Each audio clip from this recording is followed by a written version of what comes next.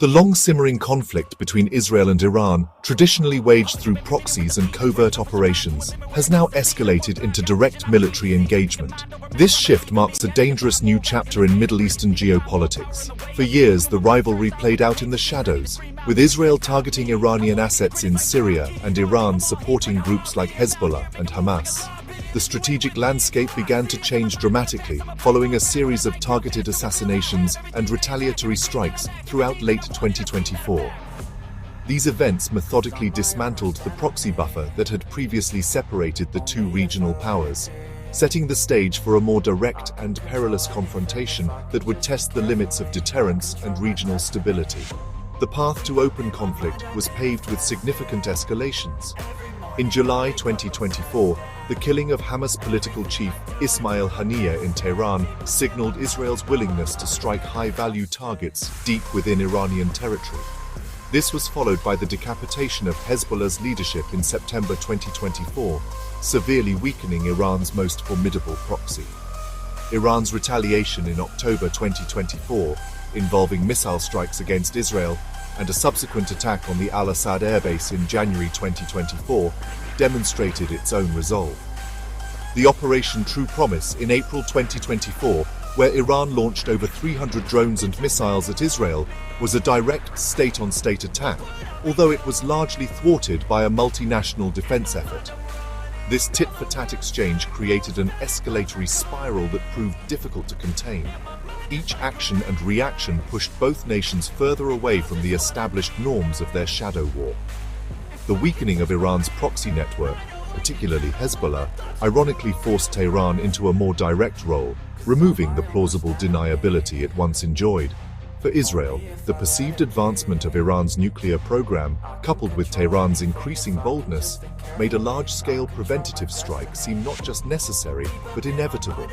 The international community watched with growing alarm as diplomatic off-ramps were bypassed in favor of military solutions, making a major clash almost a foregone conclusion. The final trigger appeared to be a combination of strategic opportunity and perceived necessity. Just before the Israeli offensive, the International Atomic Energy Agency censured Iran for its lack of compliance with nuclear commitments, providing a degree of international justification for Israel's actions. This, combined with intelligence suggesting a critical threshold in Iran's nuclear capabilities was approaching, compelled Israeli leadership to act.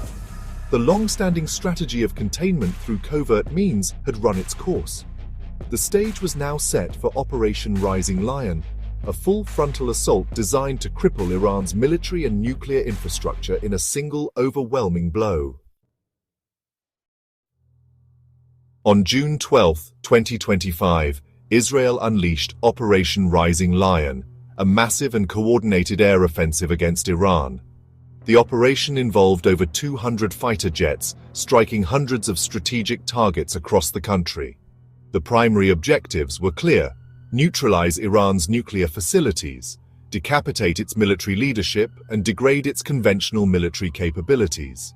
Key nuclear sites at Natanz and Fordow were heavily targeted, alongside command and control centers and economic infrastructure vital to the regime's power.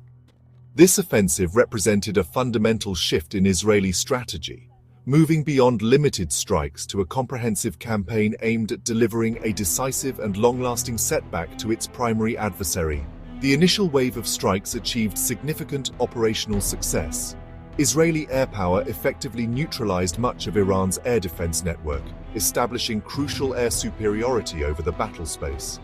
This allowed for subsequent waves of attacks to proceed with greater effectiveness and lower risk. Reports confirmed the deaths of several top Iranian military leaders, including the head of the Islamic Revolutionary Guard Corps, Hossein Salami, and key nuclear scientists.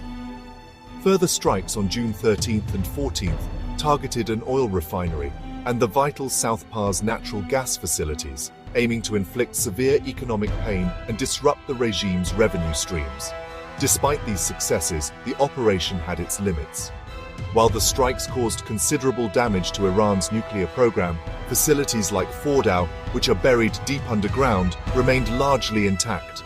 Israel lacks the powerful bunker-buster munitions, such as the GBU-57 massive ordnance penetrator, that would be required to fully destroy such hardened targets, a capability possessed primarily by the United States. This reality means that while Iran's path to a nuclear weapon has been significantly delayed, its most protected enrichment activities could potentially be reconstituted within a 1 to 2 year time frame, raising questions about the long-term strategic victory of the operation. In response to the assault, Iran initiated a fierce retaliatory campaign. Lacking the air power to challenge Israel directly, Tehran relied on its vast arsenal of ballistic missiles, cruise missiles, and drones. It launched successive salvos at targets across Israel, aiming to overwhelm its sophisticated multi-layered air defense system. With an estimated pre-conflict inventory of around 3,000 ballistic missiles, Iran possesses the capacity for sustained bombardment. Its strategy appeared focused on testing Israeli defenses through complex, combined attacks, demonstrating its ability to inflict significant damage and impose a heavy cost on Israel for its offensive actions, ensuring the conflict would be a protracted and deadly exchange. The United States found itself in a precarious position, attempting to balance its steadfast support for Israel with the urgent need to prevent a wider regional war.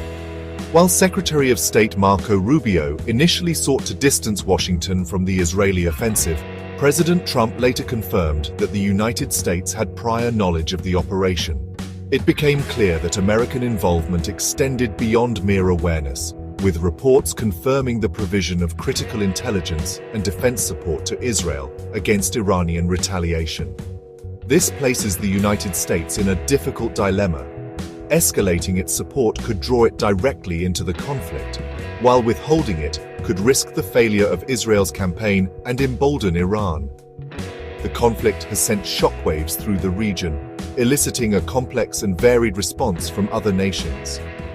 Arab states, while publicly condemning the Israeli strikes to appease their populations, are reported to have privately expressed a degree of approval for the weakening of their regional rival, Iran.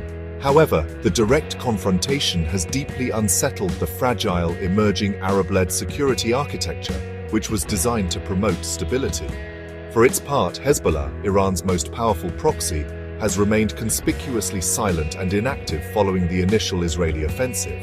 This lack of response suggests the group has been severely degraded by previous Israeli operations and may be unwilling or unable to open a new front. Further afield, global powers are watching the escalating crisis with significant concern. China, a major consumer of Middle Eastern energy, is particularly worried about the threat to regional stability and its own energy security. Beijing has offered to mediate between the two sides, but its leverage is limited, and its regional strategy is undermined by the weakening of its partner, Iran. The conflict has exposed the limits of China's influence in a region where security is still predominantly underwritten by the United States. Russia, distracted by its own conflicts, has offered rhetorical support for Iran, but has largely remained on the sidelines of the military confrontation. The direct military clashes have effectively suspended any ongoing diplomatic efforts, particularly the United States-Iran negotiations. The attack has hardened positions on both sides, making a return to the negotiating table unlikely in the near future. The international community is left with few good options. Calls for de-escalation from the United Nations and European powers have had little impact on the warring parties. The focus has now shifted to crisis management and preventing the conflict from spilling over and igniting a broader conflagration that could engulf the entire Middle East, with devastating consequences for global peace and security. The direct military conflict between Israel and Iran immediately roiled global energy markets. The inherent risk to critical oil and gas infrastructure sent crude prices soaring. On June 13, 2025, Brent crude oil experienced a significant 7% jump, followed by further increases in the subsequent days. The Israeli strikes on an Iranian oil refinery and the South Pars natural gas facilities were a stark reminder of the vulnerability of the world's energy supply. Any further escalation, particularly actions that threaten the Strait of Hormuz, through which approximately 20% of global oil shipments pass, could trigger a full-blown global energy crisis, leading to rampant inflation and a potential worldwide recession. The strategic outlook for both nations is fraught with uncertainty and risk. For Israel, the operational success of Operation Rising Lion does not guarantee a long-term strategic victory. Military experts assess that Iran could potentially reconstitute its nuclear program within 1 to 2 years, especially if it decides to expel International Atomic Energy Agency inspectors and pursue a weapon with renewed determination. Israel may have won a significant battle, but the war for regional dominance is far from over. This reality could lock Israel into a cycle of repeated preventative strikes, each one carrying the risk of miscalculation and further escalation.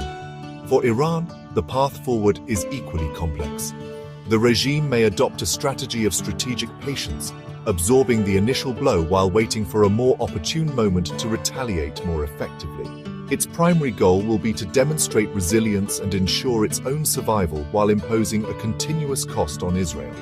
Iran is likely to continue its campaign of launching successive missile and drone strikes, refining its tactics to find weaknesses in Israeli defenses.